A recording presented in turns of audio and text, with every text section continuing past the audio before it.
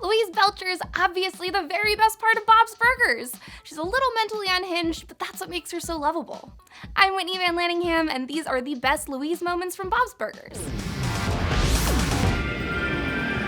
When Louise makes you feel feelings. Carpe Museum. When you want to watch a Louise episode that'll melt your cold, dead heart, Carpe Museum will have you feeling the feels in no time. Pick up the pace, Softy! Softy?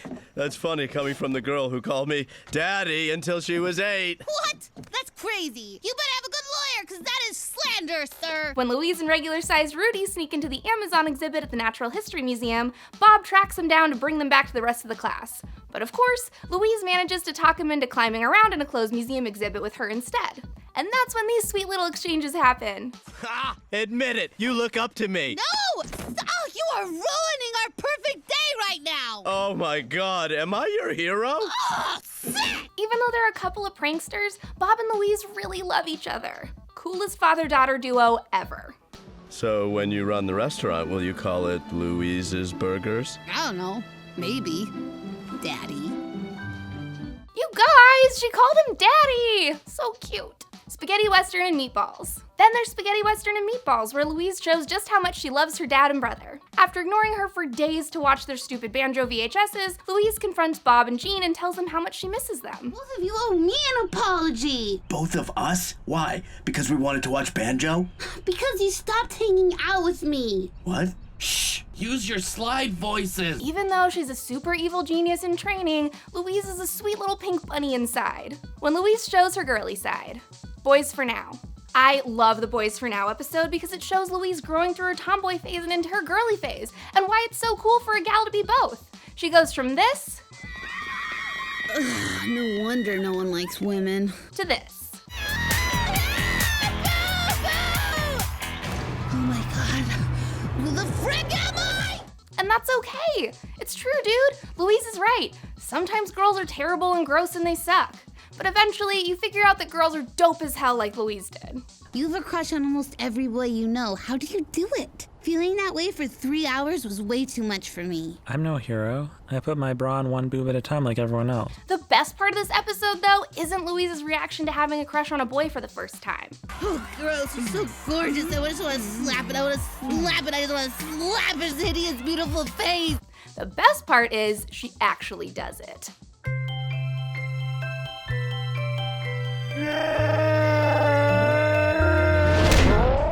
When Louise is a total badass. Earsy Rider. In Earsy Rider, Louise proves once and for all that she's the baddest bitch on Ocean Avenue. For starters, her bunny ears hat has the respect of a biker gang. I like your lid. I like your vest. What's left of it? Yep, these colors have been to hell and back. Part of them stayed in hell. Chick who's earned the respect of Horny Dave's gang isn't afraid of anything. And when that a-hole Logan steals her bunny ears, Louise doesn't cry or throw a tantrum or act like a little kid. Instead, she gets revenge and loses her goddamn mind. Damn it, Logan! You should've just listened to Tina!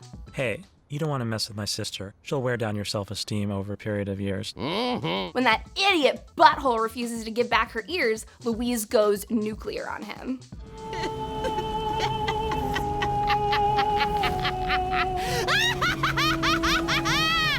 Revenge! She unleashes her new pals and the one-eyed snakes on Logan, forcing him to give him back the ears and making him look like a total puss in front of all his loser friends. Slumber party.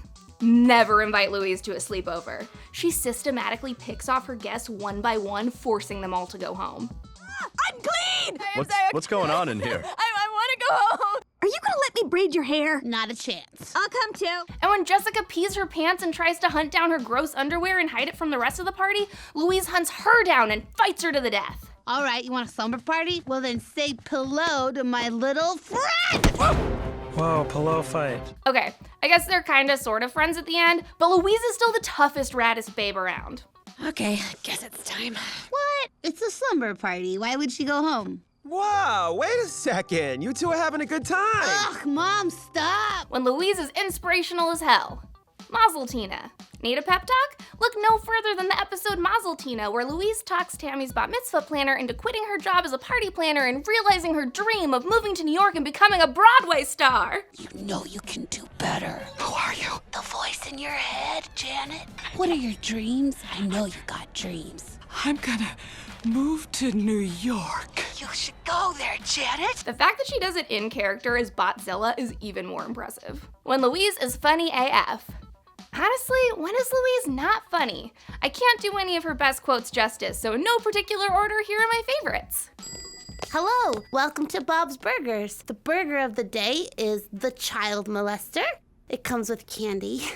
Get it? If we were fighting, he'd come out and he'd say, let's go cook some meth, and we would, and we'd forget all our troubles. That sounds nice. Maybe we should cook meth. Jessica. Bland, boring Jessica. If she was a spice, she'd be flour. If she were a book, she'd be 2 books. Be cool out there, don't bogart the snacks, and if the po-po rolls up, the first call's to your lawyer, not your mom. These are some of my favorite Louise Belcher moments from Bob's Burgers, but I want to know which ones are on your list in the comments.